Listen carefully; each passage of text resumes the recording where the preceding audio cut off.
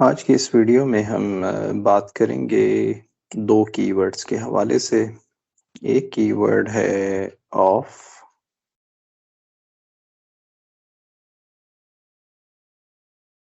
और दूसरा कीवर्ड है मोर देन। मोर देन यानी कि हम बात कर रहे हैं, एक ये कीवर्ड है,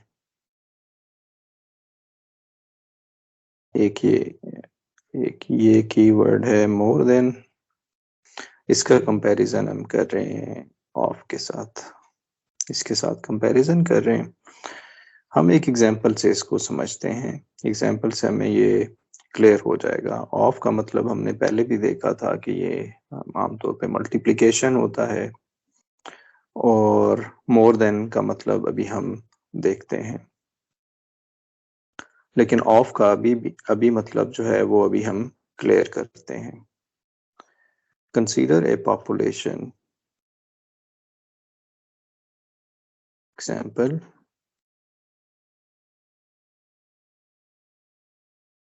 consider a population that triple in size from 200 to 600। अब इसका अगर हम रिलेटिव चेंज मेजर करें, यहीं पे हम सॉल्यूशन निकाल लेते हैं। रिलेटिव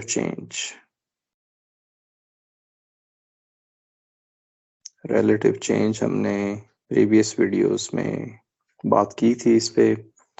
इसमें जो न्यू वैल्यू है वो आता है new value minus reference value. Reference value लिखने की बजाय मैं यहाँ पर लिखूंगा 200, और जो रेफरेंस वैल्यू है वो आपके पास यहाँ पर आ रहा होगा। और रिलेटिव चेंज क्योंकि ये डिवीजन होता है, और फिर अगर आप परसेंटेज में आंसर चाहते हैं तो ये हमें बता रहा है कि 200% जो है रिलेटिव चेंज हमारे पास आ रहा है। इसी तरह से ये हमने किया यूजिंग, ये जो हमने फर्स्ट ये रिलेटिव चेंज सॉल्व किया है, ये हमने किया है यूजिंग मोर देन।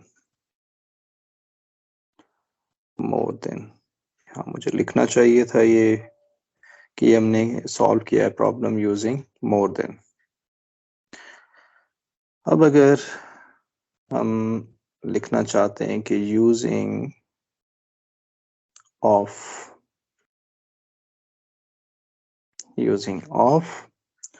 तो इसके लिए सलूशन आ जाएगा new population divided by original population.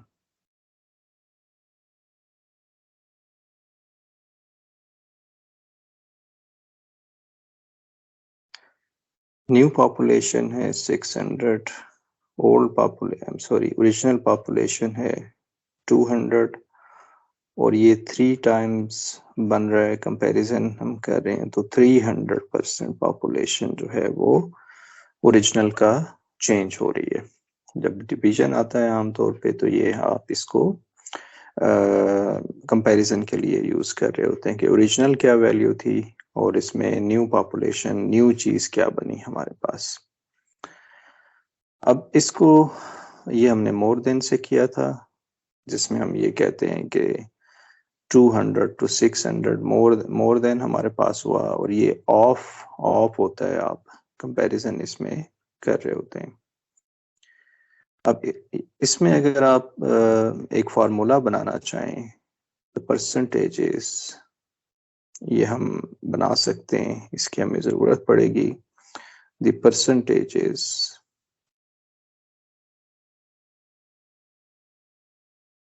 In the of यानी कि ऑफ की जो परसेंटेज है, ऑफ की परसेंटेज है 300% एंड मोर देन की जो हमारे पास परसेंटेज है 200%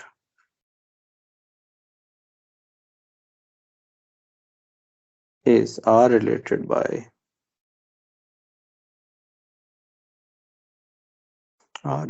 by 300%, ये होगा 100% प्लस 200%, यानी कि 200% और प्लस 100%, ये हमेशा 300% हमें दे रहा होगा यहाँ पर। तो अगर हम इसको जनरलाइज करना चाहें,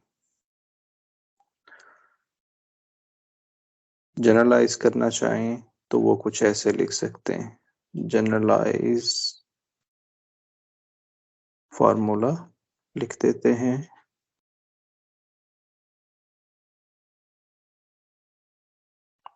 If the new or compared value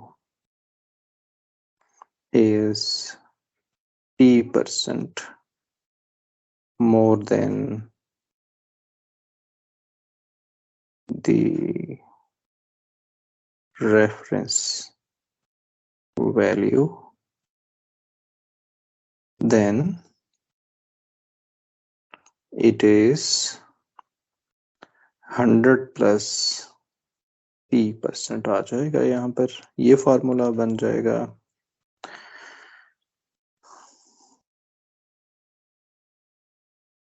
It is 100 plus p% of the reference value। इसको ऐसे लिख देंगे। इसी तरह से if the new or compare value is p% less than the reference value,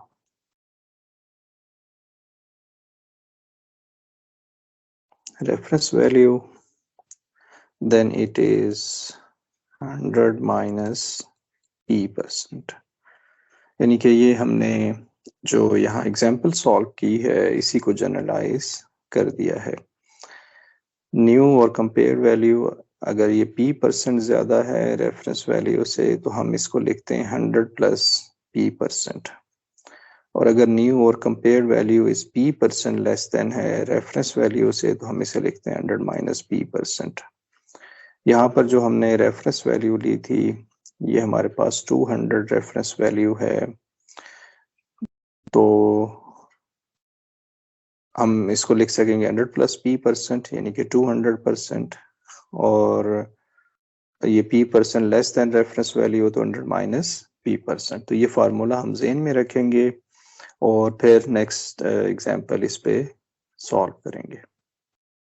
thank you for watching.